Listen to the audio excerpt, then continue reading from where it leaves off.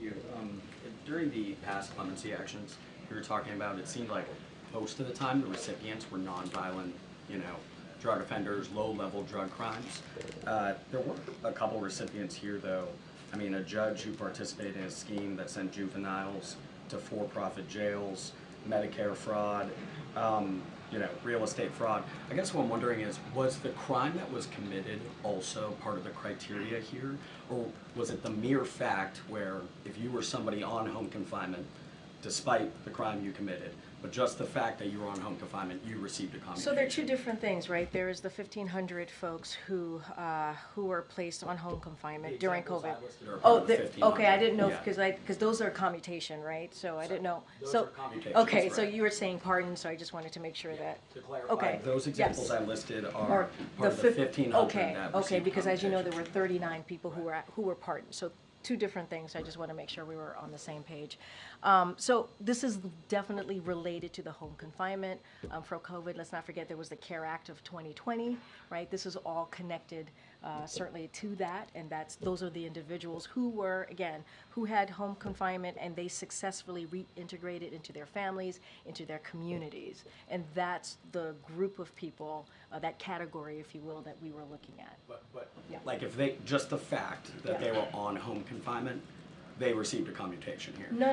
Did you factor in any, like in the process, do you also factor in the individual cases and the individual Well, I crimes think what's that were important is that they were successfully able to reintegrate into their communities and back into their families, right? They showed that having a second chance is something that they should be given, right? And so that is what's important, that let's not forget that the successfully reintegrating, and I think that's a huge factor. That matters as well. The home confinement, obviously, that's the category that they were in during that CARE Act of 2020.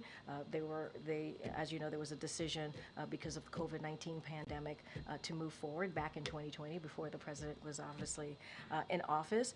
And these folks, this 1,500 that we're talking about, the nearly 1,500, were able to successfully reintegrate. And I think that's a criteria that we can't forget, and that's a criteria that's incredibly important here as the president made his decision. And to follow up on, I think, Kelly's question, I know you don't want to go step by step in the process, but can we say accurately that the president looked at any of these applications? What I can say is this president made this decision. This is the president that made the decision to move forward on this. What was his involvement, though? Did they present him the applications? I mean, obviously yes, the president was presented from his team granting the clemency, right, of these approximately 1,500 Americans and also the 39 that he pardoned. He was presented that by his team, and he made the decision. This would not have happened. We cannot forget, this would not have happened if the president didn't sign off on it, if the president didn't decide to move forward. And we can't forget what the president has done. We're talking about, let's not forget the past. Yes, we're talking about today, but we can't forget the president has also done 122 commutations, 21 pardons before this. We can't forget that the president issued categorical pardons for LGBTQ+ service members convicted because of their sexual orientation or identity, gender identity, and individuals charged with simply possession of marijuana. And he just did that back in April. So the president has certainly taken action to show the importance of giving Americans second chances, and this is a continuation. This is not just a one-day thing. This is a continuation of the president taking clemency and giving people second chances very, very seriously, and understanding how much that means to families and certainly communities. Okay.